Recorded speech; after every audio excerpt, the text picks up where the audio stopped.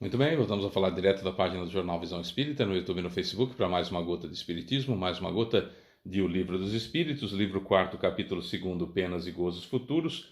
Última questão do item Duração das Penas Futuras, questão 1009. Tem a resposta de Santo Agostinho, depois tem a resposta de Lamenaí, depois tem a resposta de Platão, a resposta de Paulo Apóstolo, São Paulo Apóstolo, Paulo de Tarso, e depois uma explicação de Kardec, riquíssima essa questão, extraordinária essa questão, e nós vamos acompanhar juntos. 1009.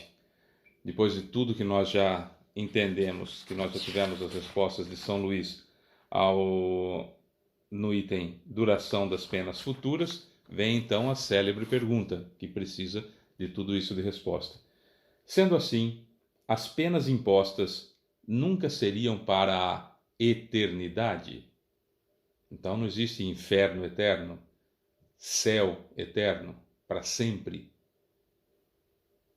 Não existiriam sofrimentos perpétuos e nem gozos perpétuos. Sendo assim, as penas impostas nunca seriam para a eternidade? Resposta de Santo Agostinho. Questionai vosso bom senso, vossa razão, e perguntai a vós mesmos se uma condenação perpétua, devido a alguns momentos de erro, não seria uma negação da bondade de Deus. O que é, de fato, a duração da vida, mesmo que ela fosse de 100 anos, em relação à eternidade? Eternidade. Compreendei bem essa palavra? Sofrimentos, torturas sem fim e sem esperança, apenas por alguns erros. Vosso julgamento não rejeita semelhante pensamento? Que os antigos tenham considerado o mestre do universo um Deus terrível, invejoso e vingativo é compreensível. Em sua ignorância emprestaram à divindade as paixões dos homens. Mas não é esse o Deus dos cristãos que coloca o amor, a caridade, a misericórdia e o esquecimento das ofensas entre as principais virtudes. Poderia não possuir as qualidades que ele mesmo estabeleceu como dever? Não há contradição em atribuir-lhe a bondade infinita e, ao mesmo tempo, a vingança infinita? Dizeis que, antes de mais nada, ele é justo e que o homem não compreende sua justiça. Mas a justiça não exclui a bondade e ele não seria bom se condenasse a maior parte das suas criaturas apenas horríveis e perpétuas. Poderia exigir de seus filhos a justiça se não lhes tivesse dado os meios de compreendê-la? Aliás, não é a sublimação da justiça, aliada à bondade, fazer com que a duração das penas dependam dos esforços que o culpado faz para melhorar? Nisto consiste a verdade desse preceito. A cada um segundo suas obras. Santo Agostinho. O que é, na minha opinião, maravilhoso no Espiritismo é: pensa, raciocina, tenha bom senso, compreenda, busque. Kardec, que é o bom senso encarnado, trouxe isso.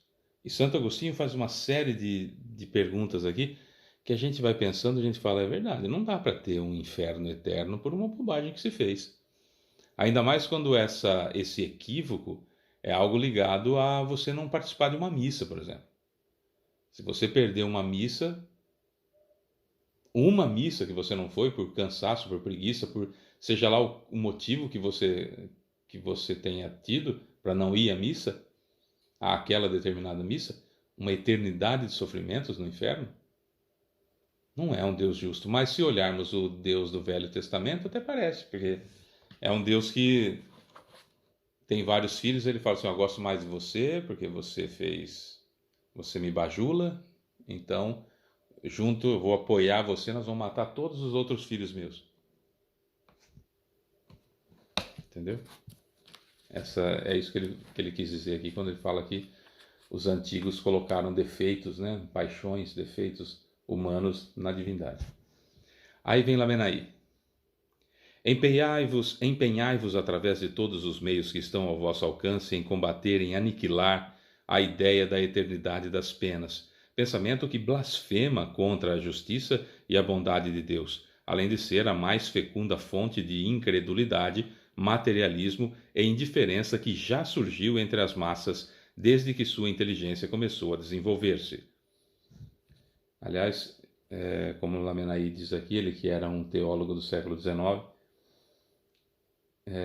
o maior motivo de não se acreditar em Deus é justamente essa ideia de penas eternas. Você fala, não faz sentido, uma coisa que lá no fundo a gente sabe que não é assim, porque a gente já encarnou e reencarnou e desencarnou e reencarnou muitas vezes, mesmo que a gente não acredite nisso em estado de vigília, a gente sabe que é assim, e quando o corpo da gente dorme, a gente vai para o plano espiritual, então, né, a gente tem essa sensação de que isso não é verdade. E essa ideia das penas eternas, perpétuas, realmente afasta muitas pessoas de uma ideia mais religiosa. O espírito prestes a iluminar-se mal foi esboçado e logo percebeu essa monstruosa injustiça das penas eternas. Sua razão a repele, e então ele raramente deixa de confundir no mesmo ostracismo a pena que o revolta e o Deus a quem a atribui. Daí decorrem os inúmeros males que recaem sobre vós e aos quais vimos trazer o remédio. Tanto mais fácil será a tarefa a que nos designamos, quanto é certo que as autoridades em que se apoiam os defensores dessa crença evitaram pronunciar-se formalmente a esse respeito. Nem os concílios, no caso da Igreja Católica, nem os pais da Igreja, os papas, resolveram essa grave questão. Se de acordo com os evangelistas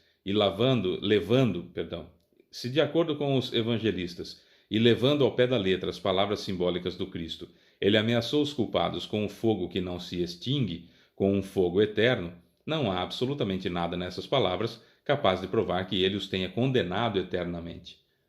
Se existe esse sofrimento, esse ranger de dentes eterno, não quer dizer que você vai ficar lá eternamente.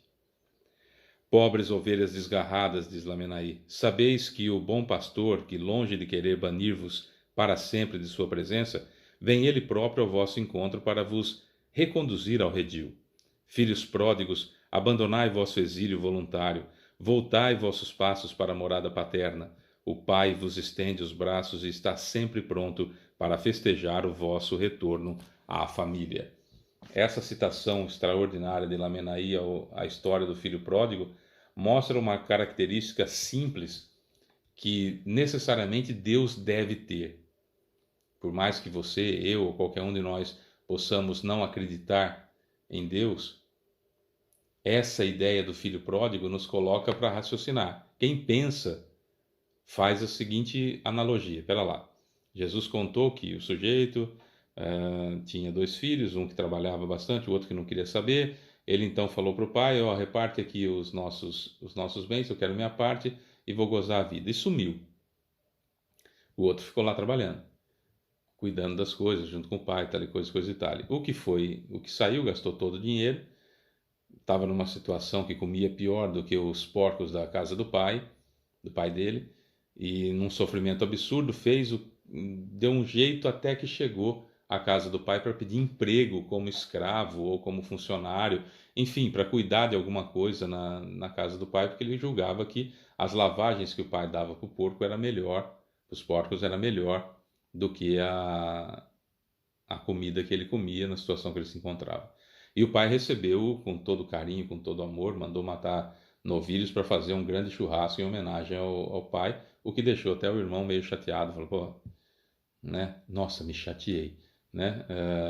Eu quero tantas vezes um novilho para festejar com os meus amigos e o pai nunca dá. E esse aí que gastou metade da fortuna, sumiu, deu preocupação, a hora que esse sujeito volta, você faz isso.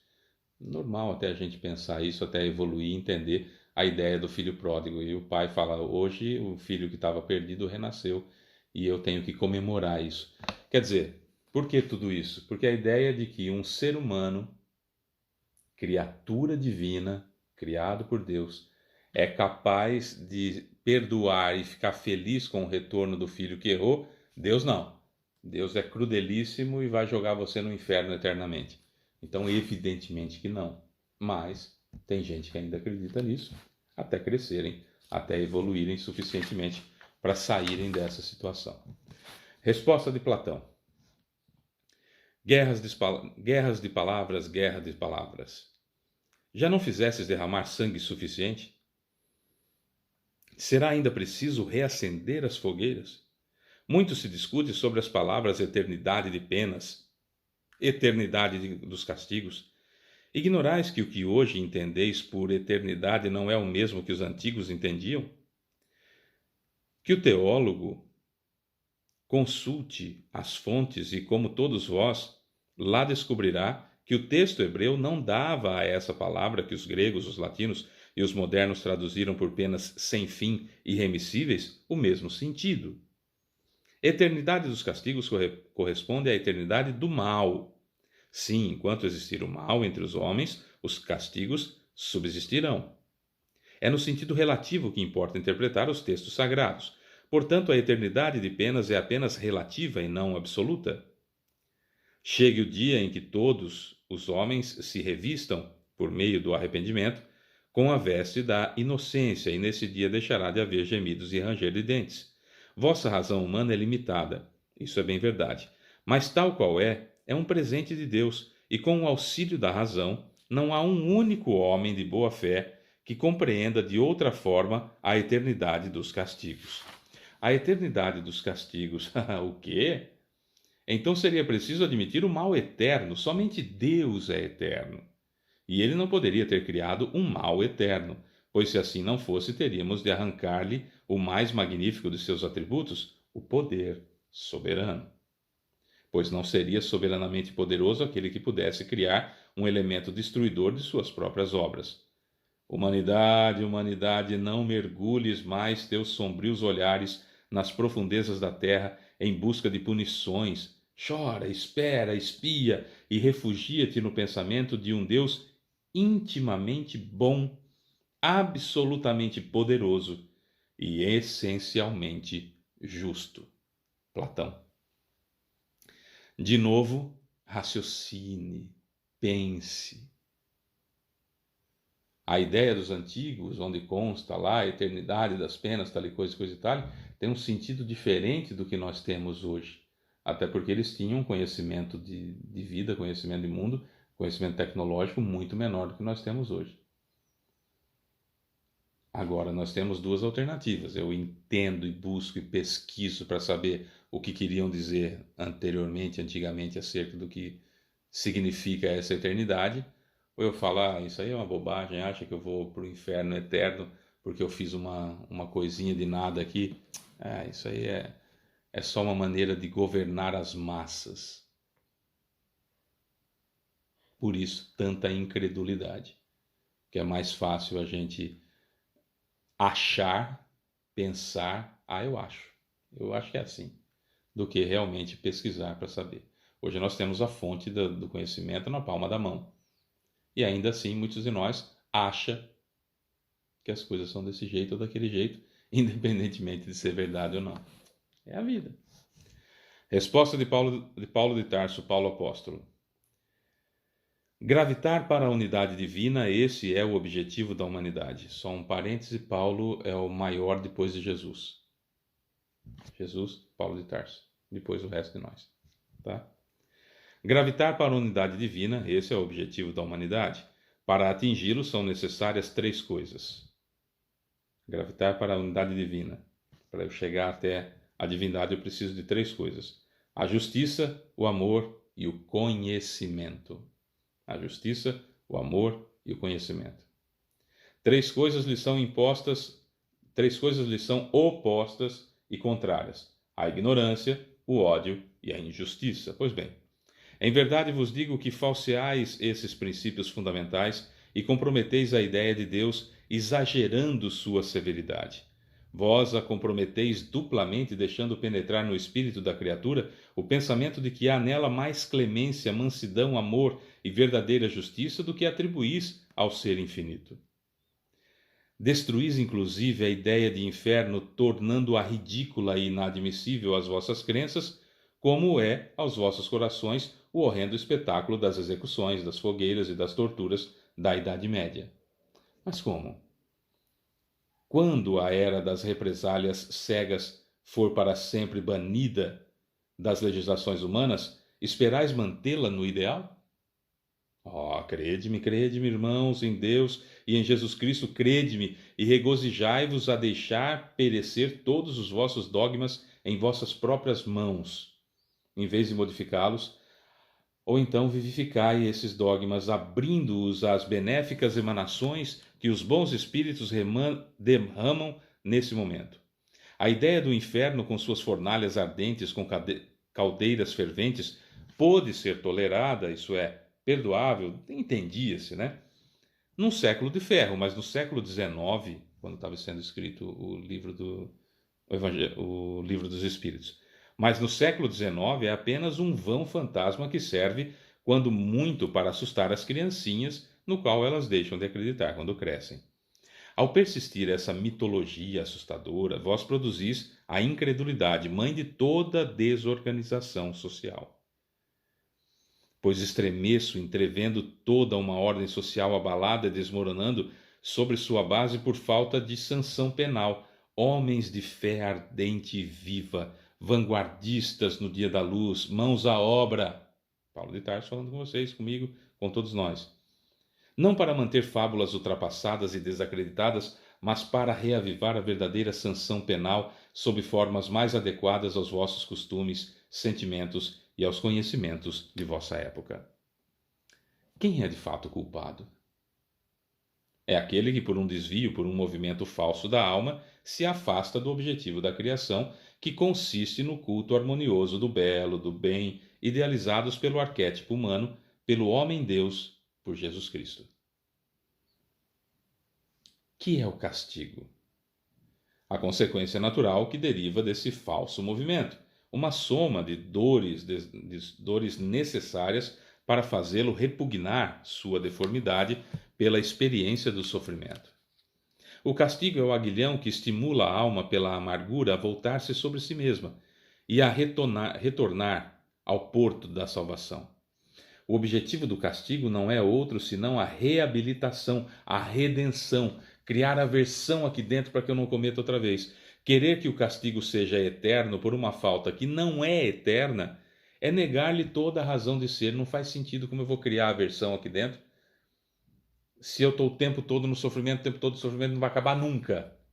Não, o sofrimento ele vem quando, no limite das minhas ações, eu então expio aquela minha falta, para criar aversão aqui dentro e não cometer outra vez. Esse é o único objetivo do sofrimento. Não é punição, é consequência dos meus atos para o meu crescimento. Ó, em verdade vos digo, cessai, deixai de pôr paralelamente na eternidade o bem, essência do Criador, e o mal, essência da criatura. Não colocam um do lado do outro, não, porque não é assim que funciona. Isso seria criar uma penalidade injustificável. Ao contrário, afirmai o abrandamento gradual dos castigos e das penas pelas transmigrações, e ireis consagrar, com a razão aliada ao sentimento, a unidade divina. Entenda que essa transmigração, que é eu saio de um lugar para o outro, eu estou evoluindo. A dor, ela é uma consequência de um ato persistente, ato esse que eu perdi a oportunidade de, reparando, criar aversão aqui dentro pelo amor, para não mais cometer aquele equívoco. Para o meu bem, porque para Deus não faz a mínima diferença. Não é? Kardec. Eu gostei mais da resposta do Paulo até agora, não sei vocês. Kardec.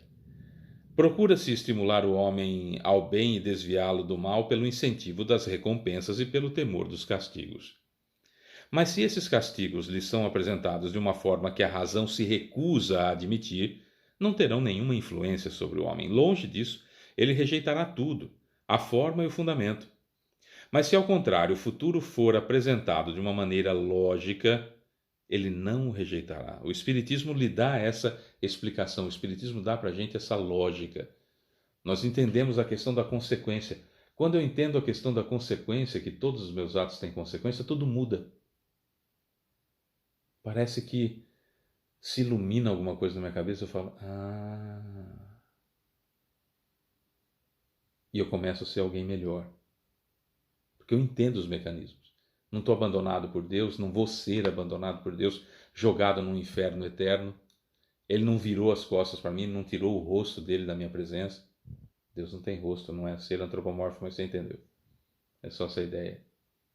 Não estou abandonado. Né? A doutrina da eternidade das penas, no sentido absoluto, faz o Ser Supremo um Deus implacável. Seria lógico dizer que um soberano é muito bom, muito benevolente, muito indulgente, que só deseja a felicidade dos que o cercam, mas que ao mesmo tempo é invejoso, vingativo, inflexível em sua rigidez e que pune com o pior dos suplícios 3/4 de seus súditos por uma ofensa ou uma infração às suas leis, mesmo aqueles que erraram por não terem conhecido essas leis? Não seria uma contradição? Ora, Deus pode ser menos bom do que o seria o homem?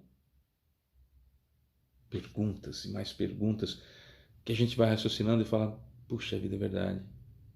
Por isso que muitas religiões, as mais antigas principalmente, condenam o questionamento. Você tem que aceitar porque é dogma de fé. Porque o raciocínio liberta.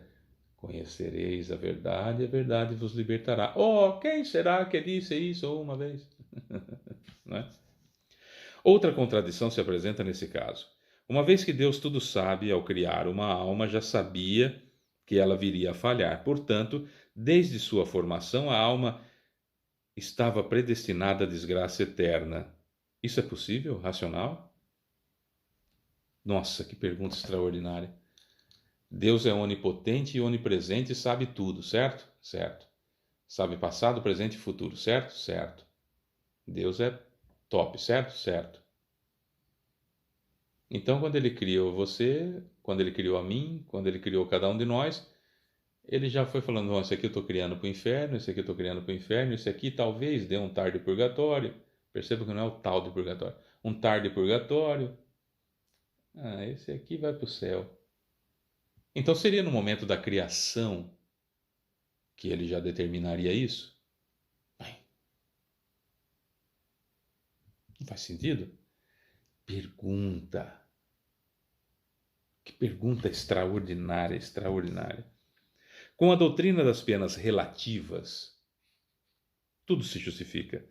Deus, sem dúvida, sabia que a alma falharia, mas ele lhe fornece os meios de esclarecer-se por sua própria experiência, por suas próprias faltas.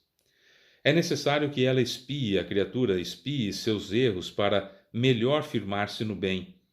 Mas a porta da esperança nunca lhe é fechada para sempre. Deus faz com que o momento de sua libertação dependa dos esforços que ela empreendeu para atingir esse objetivo. Isso é algo que todos podem compreender e que a lógica mais meticulosa pode admitir. Se as penas futuras tivessem sido apresentadas sob esse ponto de vista, haveria muito menos céticos, muito menos que não acreditassem, muito menos ateus, etc, etc. Mas sempre é tempo, né? Agora está chegando essa informação. Dizemos, por exemplo, não, é assim. Na linguagem usual, a palavra eterno é muitas vezes empregada no sentido figurado para designar uma coisa de longa duração e da qual não se prevê o termo, o fim, embora se saiba que esse fim existe. Dizemos, por exemplo, as geleiras eternas das altas montanhas dos polos, embora saibamos que, por um lado, o mundo físico pode ter um fim e que, por outro, o estado dessas regiões pode mudar pelo deslocamento normal. Enroscou aqui, vou ler de novo. Dizemos, por exemplo, as geleiras eternas das altas montanhas, dos polos, embora saibamos que, por um lado, o mundo físico pode ter um fim e que, por outro, o estado dessas regiões pode mudar pelo deslocamento normal do eixo terrestre ou por um cataclismo, ou pelo aquecimento global que está derretendo agora, por exemplo. A palavra eterna, nesse caso, não quer dizer perpétuo até o infinito. Quando sofremos uma longa doença, dizemos que nosso mal é eterno, ou que o mês é eterno, que o mês não acaba. Há alguns meses do ano que a gente fala, né? Nossa, esse mês parece eterno, parece que não vai acabar nunca. Mas a gente sabe que vai acabar. É só um termo que significa, olha, tá longo, hein? Tá longo. O que há de surpreendente, então, no fato de os espíritos que sofrem há anos, séculos e até mesmo milhares de anos dizerem o mesmo? Não esqueçamos, sobretudo, que pelo fato de sua inferioridade não lhes permitir ver a extremidade da rota, acreditam sofrer sempre, o que é para eles uma punição. A ideia de inferno, aliás, no livro Céu e Inferno, quando nós vamos estudar os relatos dos suicidas, a gente vê que o grande desespero deles no Vale dos Suicidas é a sensação, é a ideia de que aquele sofrimento é eterno, que aquilo é para sempre.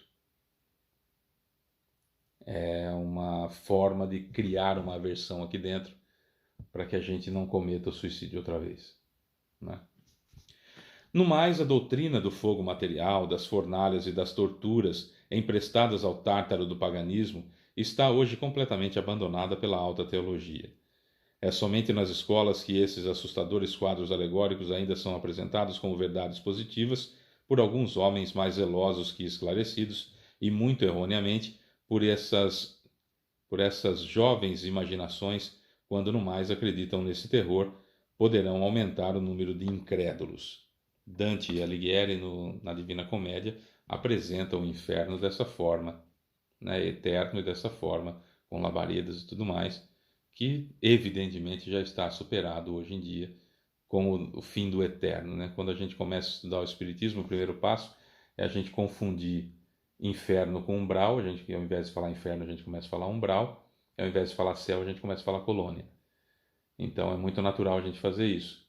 Depois a gente usa o termo umbral, imaginando um inferno, mas não mais eterno.